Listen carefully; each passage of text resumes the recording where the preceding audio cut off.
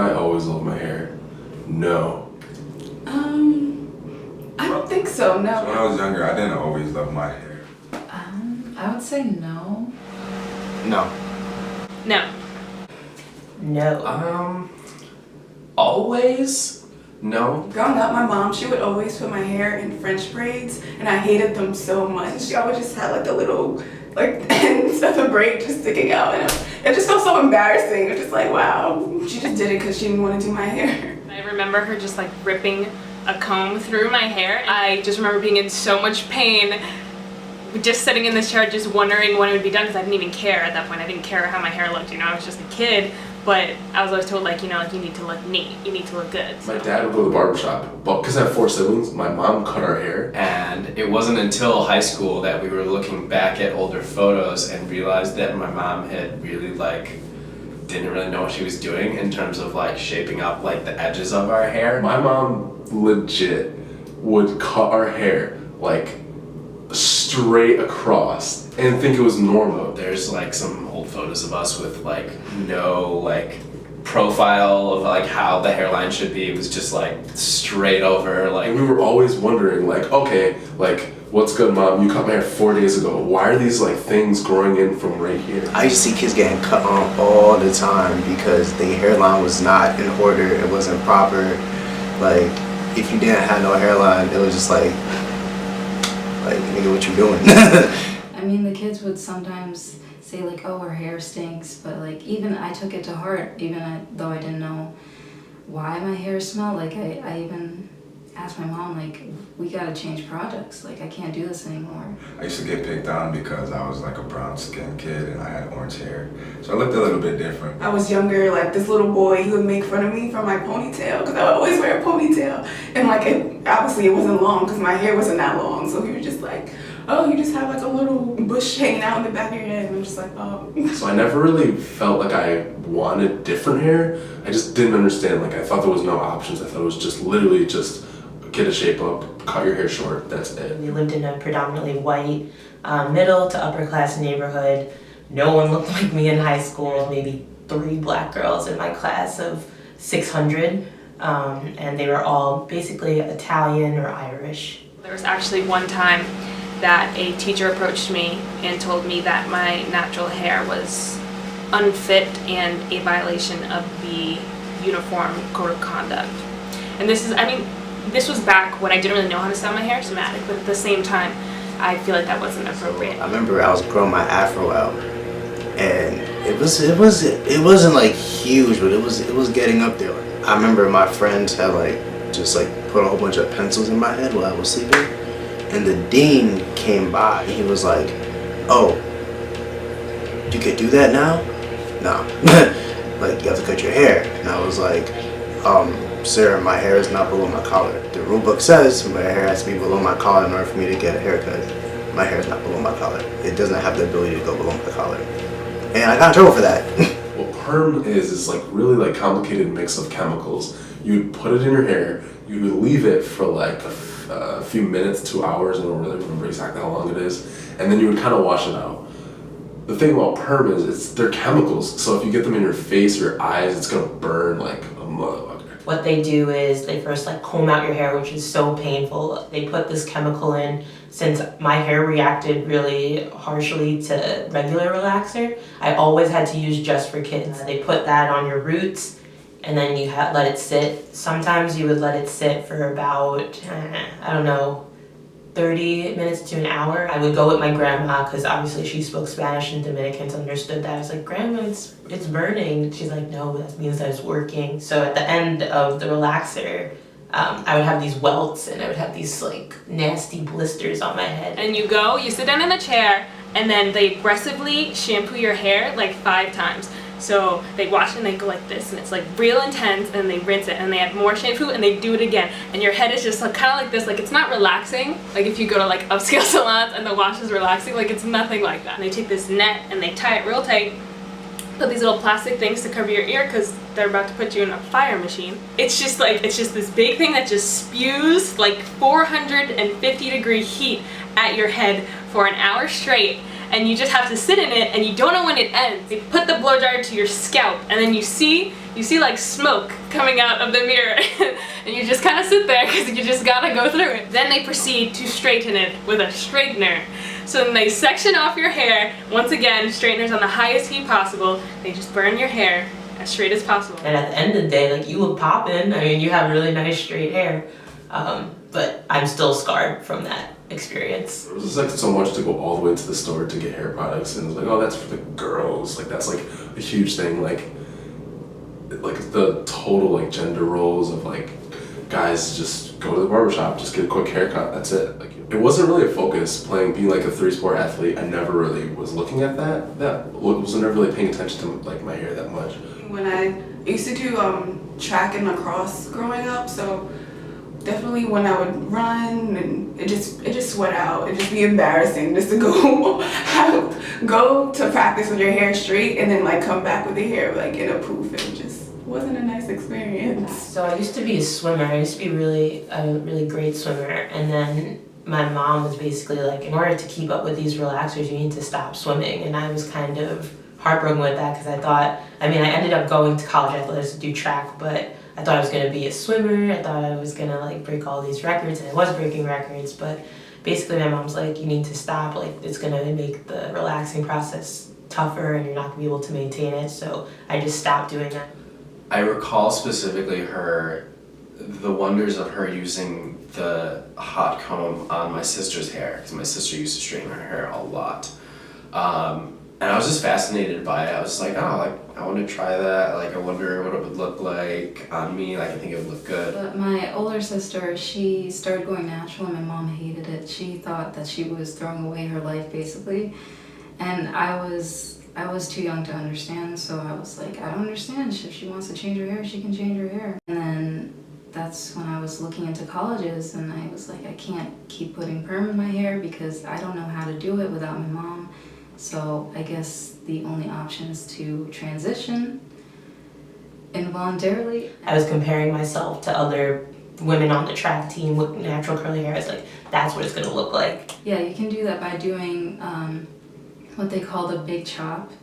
And that's basically just cutting off all your hair, or even as much as you're comfortable with. So when I decided to do a big chop and shave it all off, I was like, I'm gonna look poppin', and it looked completely nothing like that. And when I did that big chop, I like cried. I was like, what did I just do? I was like, now I'm even uglier. I gotta look like a bald alien for the rest of my life.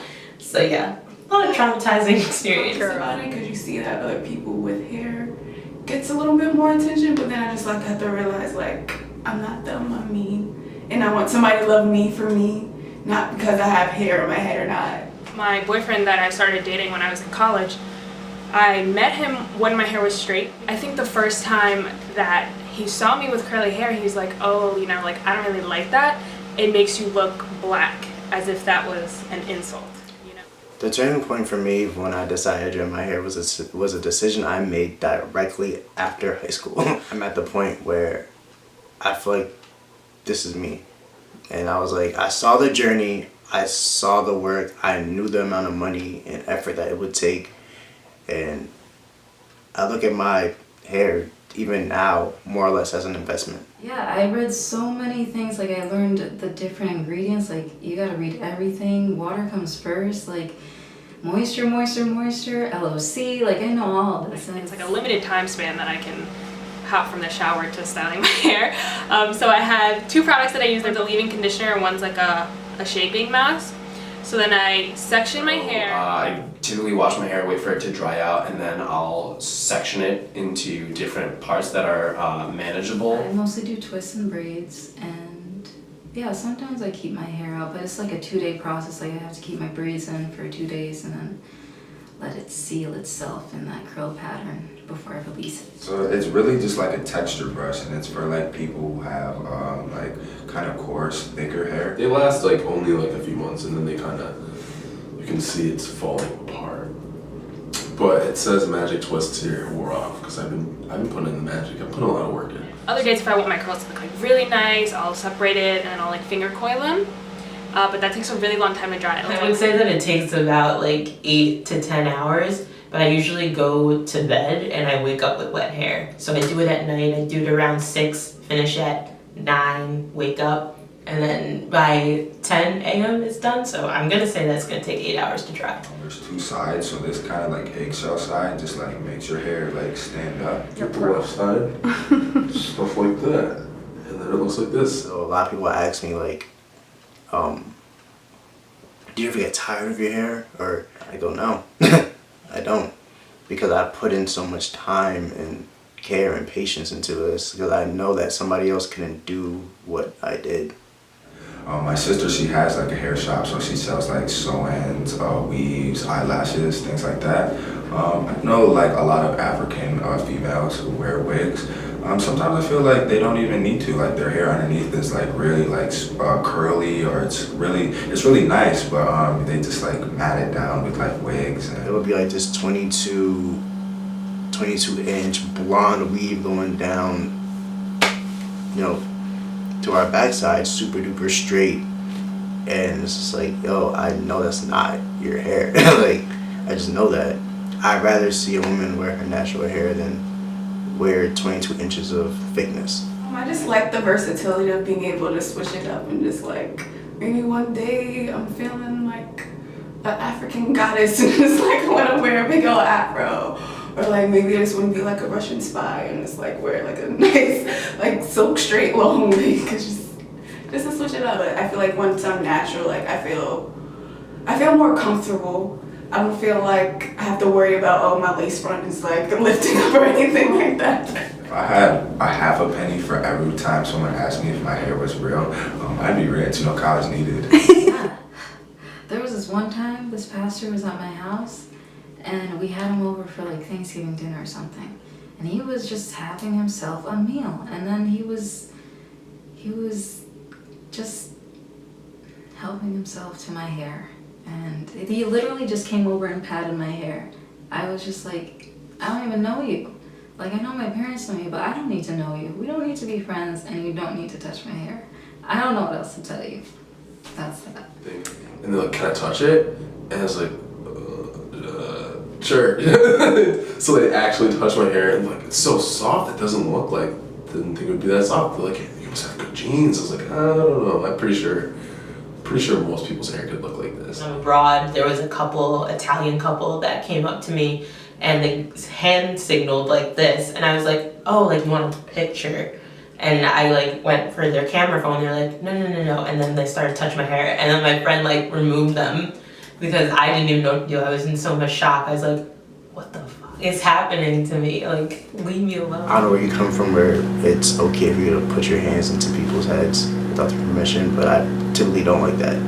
So I'd appreciate it if you don't do that, or if you want to touch my hair, you can ask me beforehand. I met this girl in the library, and we were talking, you know. She asked me if my hair was naturally this color, and I said, yeah, of course, you know, don't you see my beard?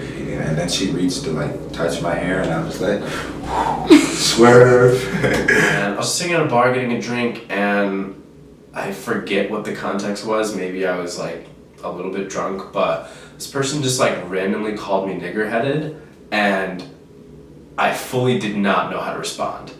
Like, it was the only time that somebody had commented on my hair in what sounded to be like a derogatory term, but like, he wasn't aggressive in any way. He was just like, it just came out, and I was just like, just taken aback, because like I'd never heard that at me before.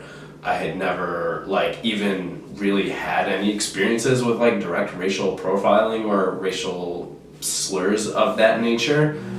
Even just driving, you get profiled a lot more. I remember I've been stopped several times and been pulled out of my car because my car apparently smells like weed, and there's no drugs in my car. Like, I don't walk around with drugs in my car.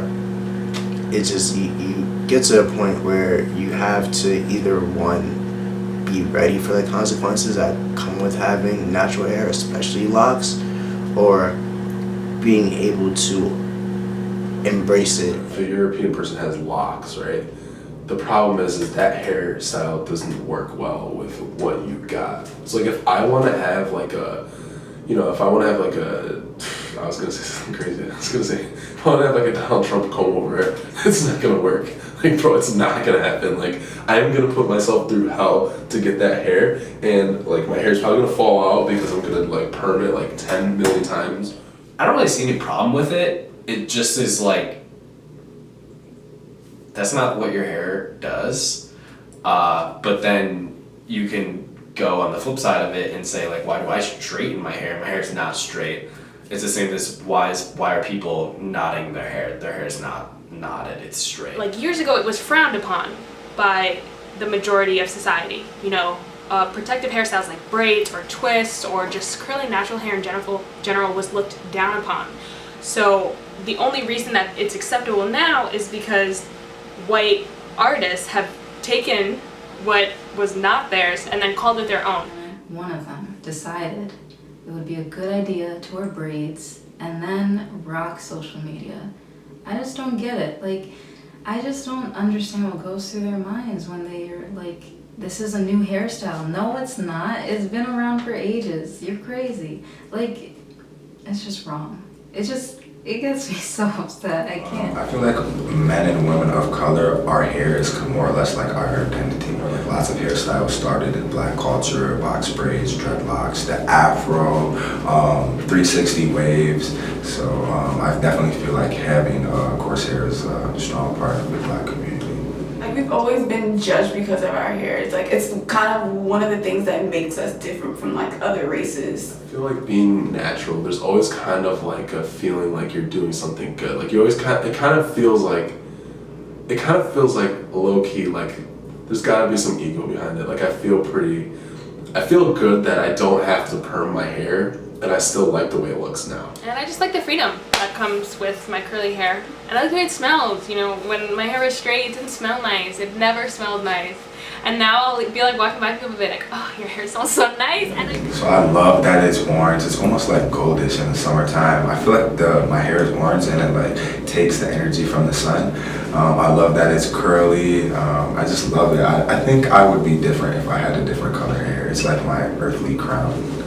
One of the things that I like about my hair is that no one's gonna tell me what to do with it. And if I wanna do something crazy, I can do that. That's like my expressions. I feel as if locks, it takes patience, it takes a lot of determination, diligence, you know, things that are synonymous outside of hair care.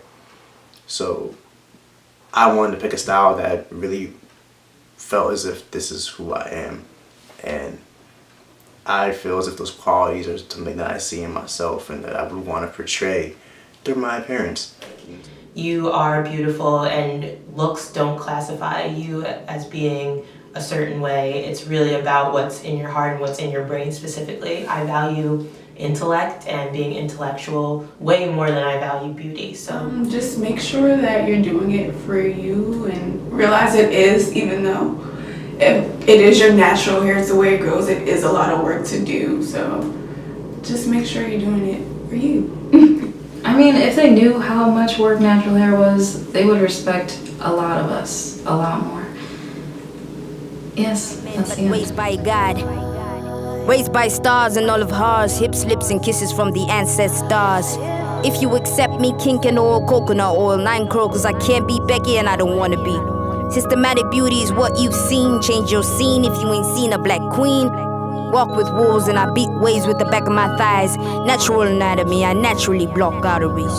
And I can give you a clue as to who would use us. If a black queen useless, then your black skin useless. A black king, please protect your queen. And black queen, please protect your king. And black queen, please protect your king.